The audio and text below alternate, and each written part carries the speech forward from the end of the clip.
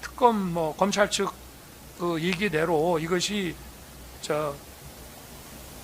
일반 주례 국무회의 할 때처럼 다 들어오라고 얘기를 안 했다고 하는 것이 이게 권리행사 방해 직권남용 범죄가 된다고 하면은 국무위원이 21명입니다. 11명이 이제 의사 정족수인데요.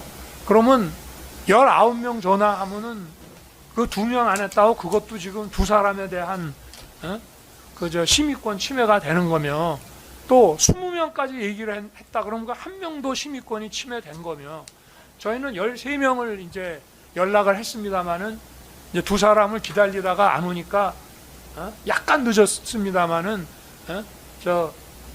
10시 반 다 돼가니까 이제, 왜냐하면 그 방송 시설을 전부 1층에다가 해놨는데 이게 자꾸 늦어지게 되면 대통령이 발표하기 전에 그냥 나가버릴 가능성이 있고, 또 기자들한테서도 계속 문의가 지금 뭐냐 하고 들어오는 상황이었기 때문에 더 기다리기 이제 어려운 그런 상황이었습니다.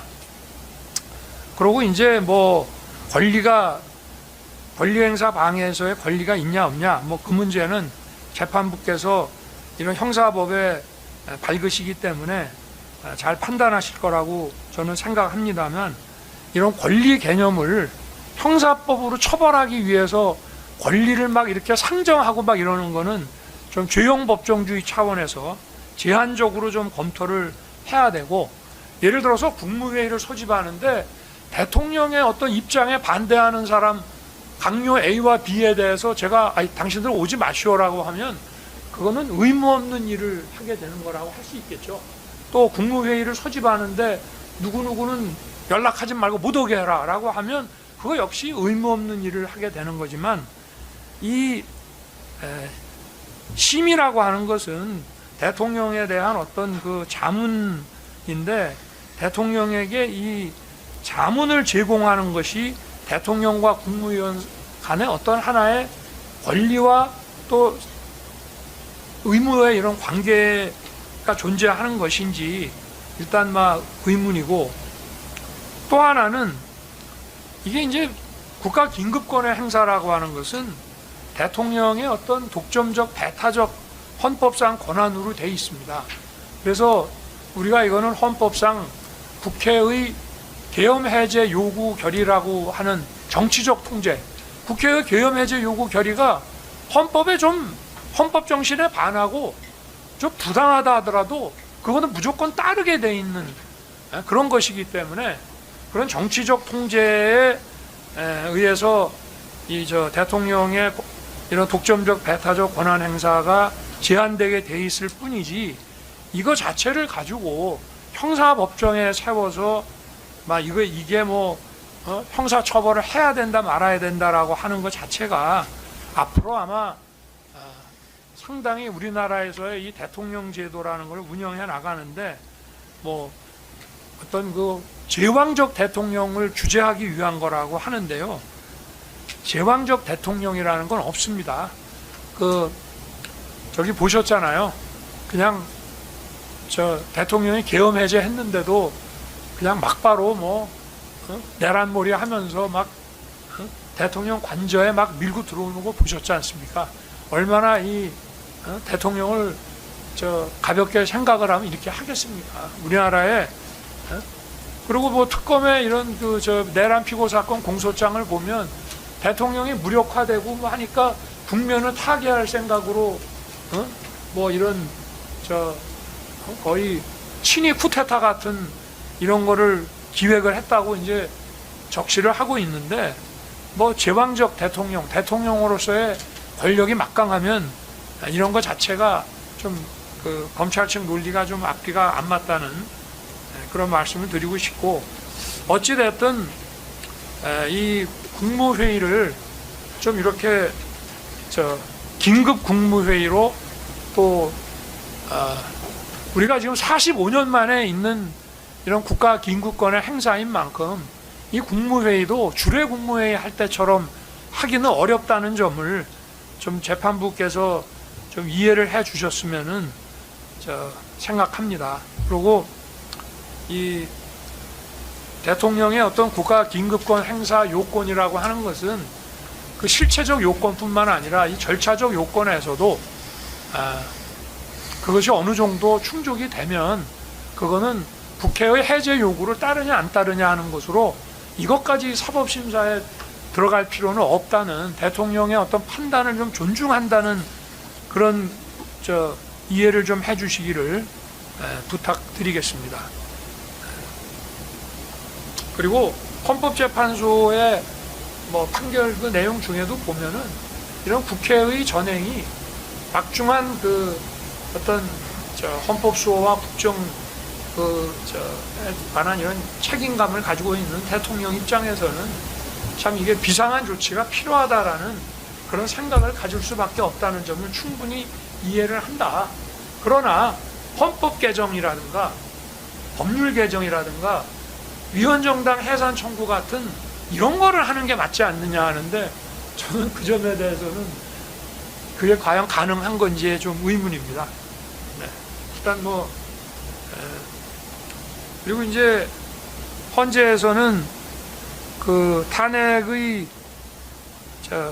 어떤 중요한 근거로서 박종근의 증언과 홍장원의 증언, 그 다음에 이제 한독수 총리의 국무회의가 뭐 없었다 하는 뭐 그런 증언의 바탕을 이제 두었다고 하는데요.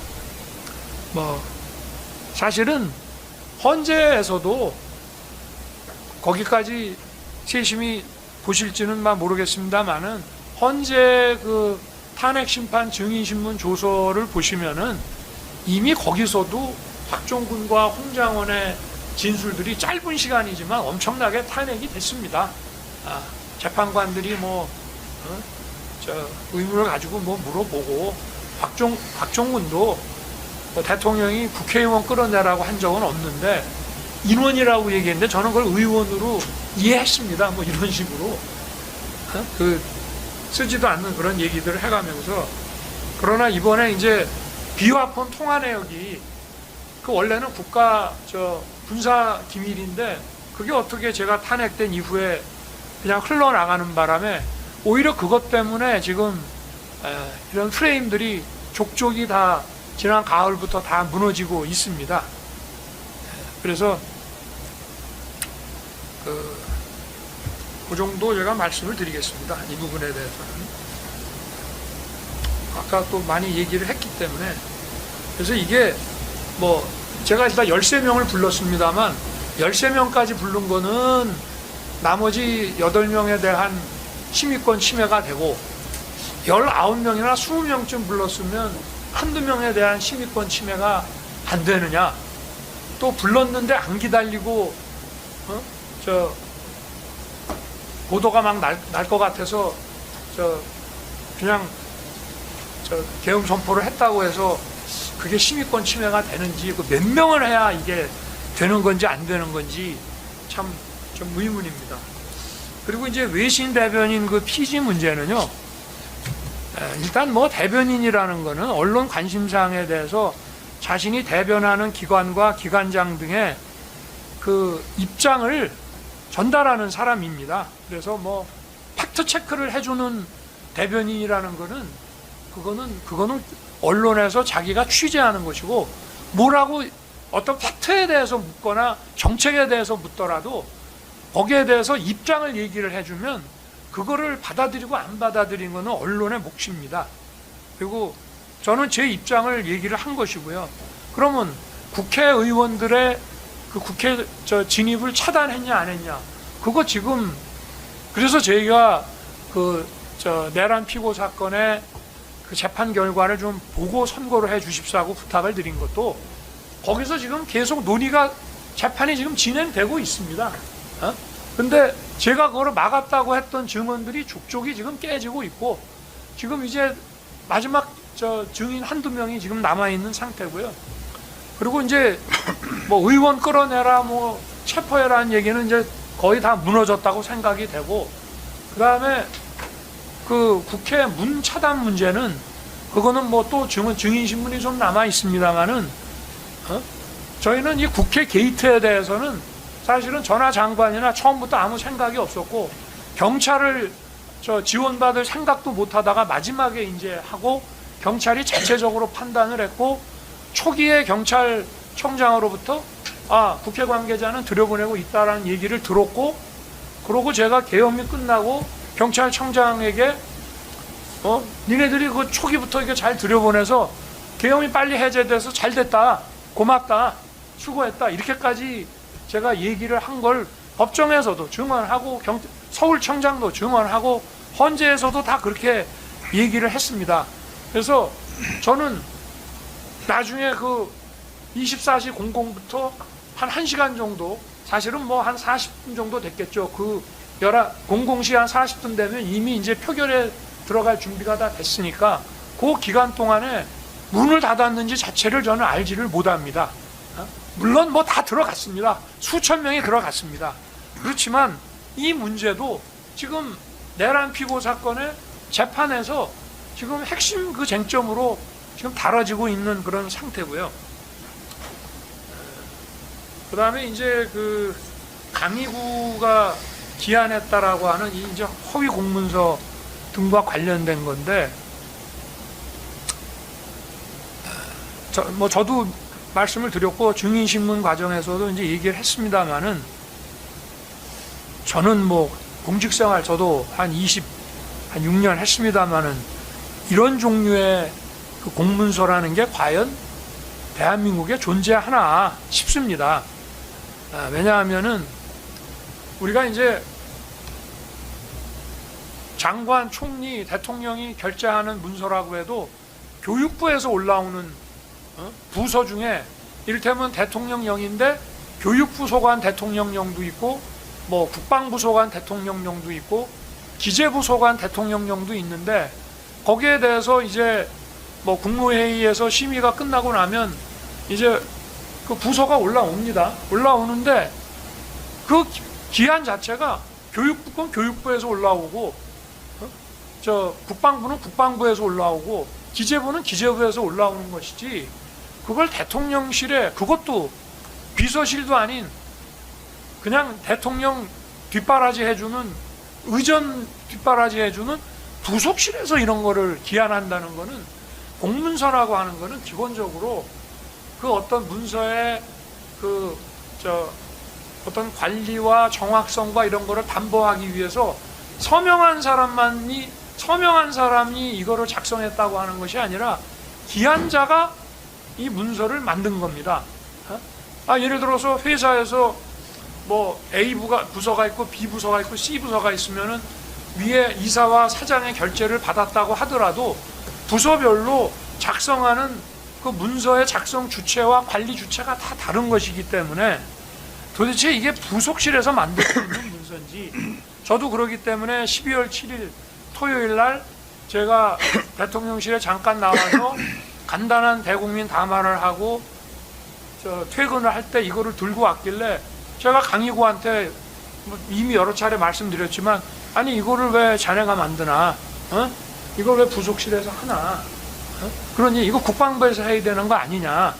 라고 하니 아니 뭐 그냥 하나 간단히 설명해 주시면 제가 그냥 갖고 있겠습니다 라고 했기 때문에 저도 총리도 서명했으니까 그냥 사인해 주고 나온 거지 거기에 대해서 무슨 이 문서의 성격이 어떻고 그거를 만약에 부서라고 한다면 그거를 사전부서라고 허위로 만들었다는 거는 말도 안 되는 것이 아니 보안 때문에 국무위원도 다 못 부르는데 사전부서는 국방부에서 기한을 하도록 해야 되는데 국방부 기한자가 최소한 뭐 6급의 사무관에 최소한 과장 내지는 국장이 그 기한 서류의 결재를 쭉 올라가면서 해줘야 장관이 서명하고 장관이 전자결재하고 총리가 결재하고 대통령이 마지막에 누르는 것인데 이거를 대통령 부속실에서 이거를 했다는 것 자체가 이 서류가 무슨 서류냐 저는 그게 일단 좀 의문입니다. 그리고 저도 뭐 헌재에서도 이거는 사전 부서는 불가능하다 보안 때문에 이런 얘기를 헌재에서도 이미 다 했고요. 이거를 뭐 악용할 생각이 뭐 전혀 있지도 않았고 도대체 이 문서가 제가 나중에 뭐 옛날에 뭐 내가 뭐 사인한 거 있는데 한번 가져와 보라고 그랬다고 해서 그게 잘 기억이 나지 않으니 뭔가 쌓여난 게 있으니 한번 보자는 거였을 수는 있지만 오히려 그것이 제가 폐기를 사전에 보고받고 승인을 하지 않았다는 얘기가 될 수도 있는데 저는 뭐 그 점에 대해서는 이것이 도대체 이런 공문서 관리 주체도 없고 도대체 문서를 누가 어떻게 어느 기관에서 관리하는지 그런 게 안 정해져 있는 도대체 공문서라는 게 어디 있으며 관리 주체와 관리 방식과 뭐 이런 게 정해져야 적어도 보관 자체도 무리하게 보면 그걸 행사라고 해석을 할 수가 있는 건데 저는 이거는 좀 도저히 이해가 좀 가지 않습니다. 그래서 그리고 뭐 허위라는 거에 대해서도 그리고 뭐 국방장관이 서명은 있지만 국방장관이 뭐 5일인가 6일날 아마 7일날 밤에 들어갔으니까 언제 법적으로 사직을 했는지 모르지만 국방장관이 자기가 그 직에 있을 때 서명을 했겠거니 생각을 하는 거지 국방장관이 뭐 그만뒀는데 서명을 한 거라고 제가 생각할 리도 없는 것이고 그래서 이 부분은 좀 면밀하게 재판부께서 좀 검토해 주시기를 부탁드리겠습니다. 그리고 이 비화폰 관련한 이 직권남용에 대해서는 이 공소 사실과 같은 지시를 저는 한 적도 없거니와 기본적으로 도대체 비화폰 단말기를 수사기관이 못 보게 하라는 얘기도 수사기관조차도 지금 저를 수사하려는 수사기관조차도 처음에 인식을 못하고 있던 거를 마지막에 그렇게 제 신병을 확보하고 영장을 받아내려고 이제 구성을 한 모양인데 지금 뭐 자기들이 저도 뭐 법정에서 나중에 이제 그 전에 많은 사람들이 증언을 했지만 제가 처음에 그 재판에 한 2차례 안 나오고 김성훈 그 경호처 차장이 나왔을 때부터 제가 아마 법정에 나온 것 같은데 그 김성훈과 또 경호처장 박종준 뭐 이런 분들 증언하는 거를 보니 다들 뭐 그렇게 이해했다 뭐 이런 식이고 저는 12월 7일은 제가 이거 물어봤던 시기에는 탄핵도 되지 않았고요. 그날 저녁 그 국회 탄핵소추안이 기각됐습니다. 그리고 그게 원래 일사부재의 때문에 그렇게 일주일 후에 다시 갈 가능성도 이제 없는 상황이고 사실 저는요 내가 비화폰으로 통화한 거를 그 통화 내역을 좀 파악하고 싶은 마음도 있었습니다. 그게 아무리 군사 기밀이라 하더라도 뭐 결국은 대통령의 입장에서 대통령이 보겠다면 볼 수도 있는 거라고 생각이 되지만 그래도 조심스러워서 보지를 않았고 그게 언론에 막 나오니까 홍장원에 그래서 야 이거 보안 조치를 해야 되는 거 아니냐 그 법에 규정에 있습니다. 홍장원 그 보안 사고입니다라고 하니까 그럼 보안 조치를 해야 되는 거 아니냐 하니까 보안 규정이 있습니다. 그럼 규정에 따라서 하면 되겠네라고 했지만 제 머릿속에 들어온 것은 일단 그만둔 사람들 보직에서 해임되거나 뭐 그만둔 사람들 한 10여 명 되는 사람들의 휴대폰을 경호처가 수거를 하거나 또는 뭐 수거를 못할 상황이 되면 그쪽하고 잘 얘기를 해서 홍장원이 같이 이렇게 막 언론에 나가지 않게 하는 뭐 그런 정도가 보안 조치 객건이라고 생각을 한 거지 자기들끼리 이거를 기술적으로 막 검토를 해서 뭐 이런 복잡한 내용은 대통령으로서 도대체 알지도 못하고 이런 거를 아무리 파면됐다 하더라도 당시 현직 대통령에게 이런 거를 걸어서 이걸 직권남용 운운한다는 것 자체가 정말 제왕적 대통령이면 이런 걸 할 수가 있는 건지 참 의문입니다. 그리고 그 3명의 이제 뭐 방첩사령관, 뭐 수방사령관, 특수전사령관, 특전사령관 그 휴대폰을 제가 특정했다는 건데 그거 정말 말이 안 되고요. 그 증인신문 조서를 한번 저는 뭐 그때 오자마자 첫 번째나 두 번째 박종준 처장이 와서 증언하는 걸 제가 봤기 때문에 그 세 사람은 왜 나온 거냐 그랬더니 그 세 기관에서 경호처에 이거는 우리가 수사기관에 제출했기 때문에 그렇게 알으라고 통보가 와서 그래서 이 세 사람 휴대폰이 뭐 이미 제출이든 영장이든 어쨌든 수사기관에 압수가 됐구나라고 경호처가 알게 됐다는 겁니다. 그러니까 대통령의 무슨 보안 조치에 대한 얘기가 자기네들이 그런 식으로 이해했다고 지금 생각을 하는 거예요. 기억이 혼재돼서. 제 입장에서는 그 세 사람만 얘기할 이유가 없죠.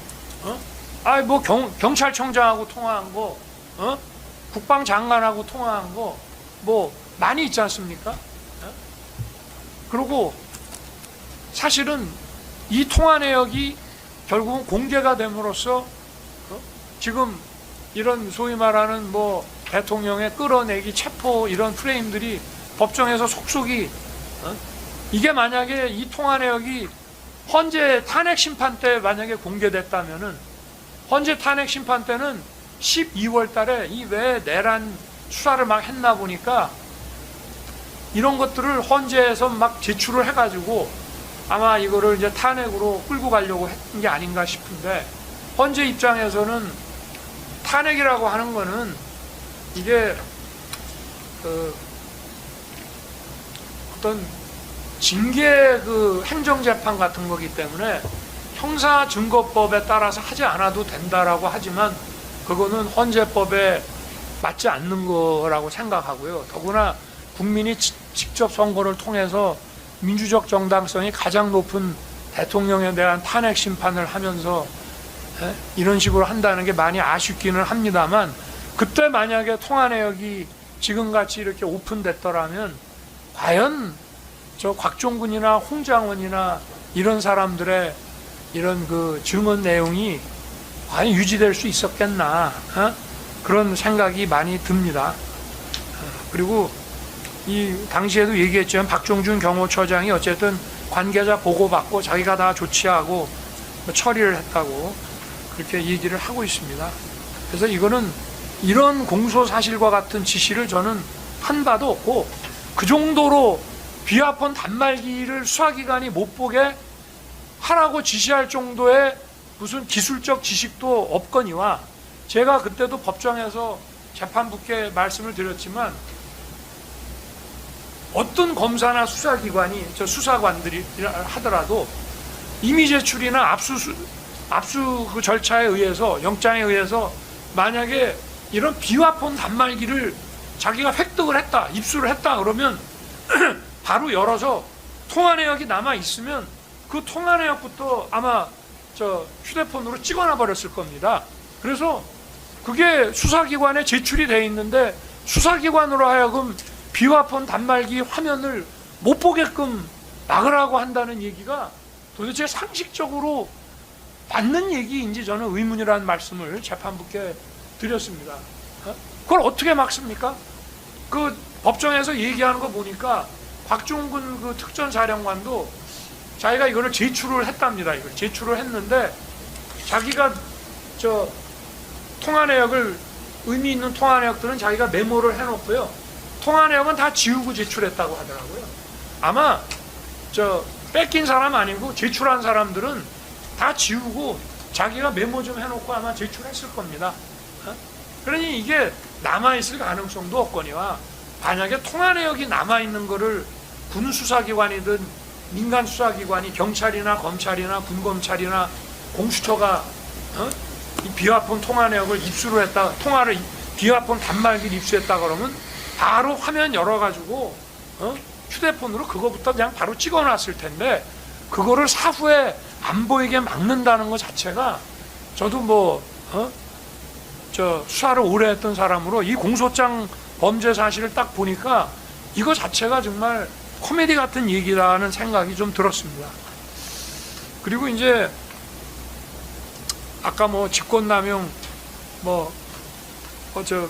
이게 뭐 결과 발생이 안 해도 위법한 지시만으로 직권남용이 된다는데, 그거는 직권남용이 어떻게 지시만 갖고 되겠습니까? 그리고 경호관이라고 하는 거는 늘 총기를 휴대하고 실탄을 장전하고 있습니다. 공포탄이 아니라. 왜냐하면 대통령 경호라고 하는 거는 뭐 아무리 과해도 지나친 게 아니다 보니까, 대통령이 총 맞으면 선거 다시 해야 되지 않습니까? 그러다 보니 늘 실탄을 장전하고 있지, 그냥 첫 발부터 실탄입니다. 그런데 그런 위험성 때문에 좀 위험성 있는 지시를 위법하게 하면 바로 직권남용이 된다. 가사 그렇다 하더라도 그러면 거기에 국한하는 것이어야만 되는 것이지, 그런 총기와 관련되지도 않은 일반 행정 업무에 관한 거를 명문의 규정도 없는 거를 그런 식으로 해석한다는 거는 도대체 어디에 터잡아서 그런 것인지 저는 좀 의문입니다. 경호처의 이런 일반 행정사무도 그러면 명문의 규정이 없는 거를 그렇게 봐야 된다는 것인지, 그 말씀을 좀 드리고 싶고요. 그리고 이제 특수공무집행